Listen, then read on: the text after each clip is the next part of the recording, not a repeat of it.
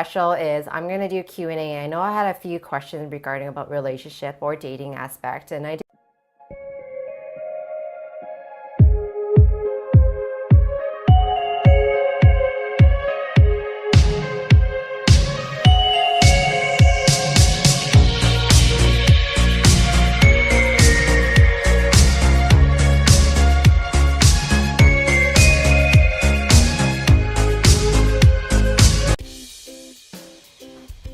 Hello everyone, welcome to my channel. This is Sindy V. King. I am the relationship and dating coach in Vancouver, BC. And if you haven't subscribed to my channel, please subscribe. If you have, thank you so much for doing that. And make sure you have a thumbs up in this video so I can keep on doing what I love doing here with you guys. Okay, so today's special is I'm going to do Q&A. I know I had a few questions regarding about relationship or dating aspect, and I did ask that on Instagram and on my Facebook, and there's a few questions and they're all very good questions. Unfortunately, I wasn't unable to answer all of them today, so I'm going to be looking down my notes. When I'm doing that, I will tell you what my best response would be in that situation or in that scenario. So I'm going to go ahead and start with a question. How do girls attract guys to generally want to get into a relationship and not just for sex? Jack, I think that's a really great question to ask. So, you know, a lot of guys screw up in the area of the opening and closing, and that's where it actually hurts them a lot. And I made a video on this. I'm going to link it below, or I'm going to put an attachment on top, so watch that. So here's the thing, you only have 5 seconds to make an impression, technically only 3, okay? And what clearly needs to be stated in the opening aspect is, hey, you find them beautiful, you find them attractive, and you start making connection right away. So it could be an environmental factor. So maybe you guys are in a networking or a biking or whatever environment that you are, you can go ahead and make that connection. Do you come here often, you know? Are you here with anybody else or any of that? Make that first connection right away. The first thing that you're always going to approach, especially to any woman that you find her beautiful and you love her smile, that could be one aspect of it. Look at her face, and when you communicate with that, and go ahead and introduce yourself next, right? Hi, my name is Jack. Lovely to meeting you, and do you come here often? Here's the closing. This is where a lot of men miss out on the closing. I call them gentlemen because that's what I teach. A lot of men miss out on the aspect of growing in a relationship.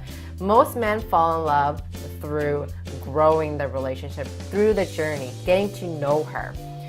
Obviously, having sex with a woman, it's easy. You just tell them, hey, do you want to come back to my place? I teach for more of long-term relationships. Where a lot of men screw up is the closing, and always get her number and say, hey, I really love to get to know you better. Can I get your number so we can go for coffee? This is so important. And obviously, if she's like, well, I don't know and stuff like that, you can always give her your business card if you have that in hand and leave it to her. Or you can type it in her phone, right? So you can have many ways to clever getting her number as well. But honestly, always close. Opening is very important. Make the first impression because you never can make a first impression again. What is your advice for someone who is single and hopes to fall in love? This is such a really good question here. I can't say this enough and more time. You gotta love yourself. When you love yourself, no matter what happens in this world, you always will feel safe and secure with yourself, no matter what. And people are constantly working to improve themselves, and I think a lot of people don't realize that. The more that you know about your strength and weakness, and the more that you are confident knowing that, and you can express that and communicate that, the more people are more drawn to you, that you can speak up on certain topics about yourself and be relatable, because everybody's not always strong and not everybody is always going to be weak, right, in situations. So I think the more that you actually go and do personal development, and that's what I do in my program as well, and in my coaching and throughout my process. If you want to learn a little bit more about that, I will definitely leave a link below, and you can check out my website in that process. Back to the question is, what is your advice for someone who is single and hopes to fall in love? And my simple answer is to fall in love with yourself and get to know who you are, and that everybody else will fall in love with you because you're so confident of where you are standing today, regardless if you're good looking or not good looking, or you're successful and financial or not. So really stand loud and proud on who you are today, and really create a story who you are, right? This is a really good question. So it says, what are your top tips for making a long-term relationship or marriage work? Life is not a bed of roses. In your long-term relationship, life is funny that way. It presents serious like curveballs, and your partner could lose a job, or they can become ill, or you get into fight, or about relocating, or financial situation. Expect that these things will happen. So gauge each other early on the relationship to grab a sense of how your partner deals with hardships or change. Furthermore, marriage is all about working like a team, and it's not working against each other. And don't expect to have the exact same routine as you did when you were single. You may need to travel for family obligations, or learn about new traditions, or spending time with new friends.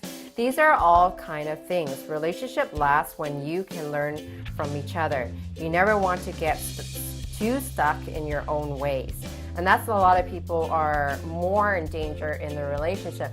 So you used to buy me roses every day, or used to have date nights every day, and we don't do that anymore. So it's situations have changed, and I think the more that you're adapted to the change, the more likely you'll be successful in your relationship.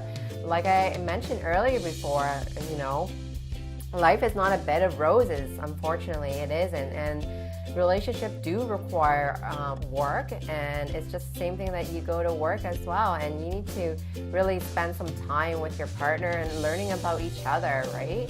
I have a few activities, a playlist that I actually created as well. So I'm going to leave a link or attachment at the end of this video, or just remember that your partners do go through, curveballs in their life. So for example, they become ill, or they can lose their job, or they can relocate, or it could be a financial situation that you guys are stuck in. I know it's so frustrating in that aspect, but what it is, it's all about your learning how to change and adapt certain situations. And when the foundation is no longer the same, be willingly to adapt and change, because the worst thing that you can be stuck is being stuck on your own routine and not understanding where your partner might be. And it's all about working together and not against each other.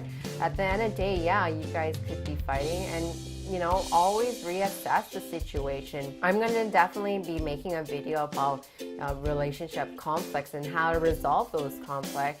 But on a personal level, if you are struggling out there, your relationship or marriage, I would recommend you reaching out to me and book a time with me. I'll leave a link below on this, and you're not alone in this, everybody. So thank you so much. I'm going to conclude my video today, and definitely hit subscribe and like my video, and don't forget to hit the bell button, because the bell button will notify you when I get new videos on. Okay, bye now. If you found this video helpful, please share it with your friends, because sharing is caring. If you want my help in your relationship or dating situation, you can always book a time with me. Check out the link below. To stay in touch, subscribe to my channel, and don't forget to hit the bell button so you can be notified when I post new videos. Please go ahead, hit the like button, because it encourages me to create more contents like this every week for you.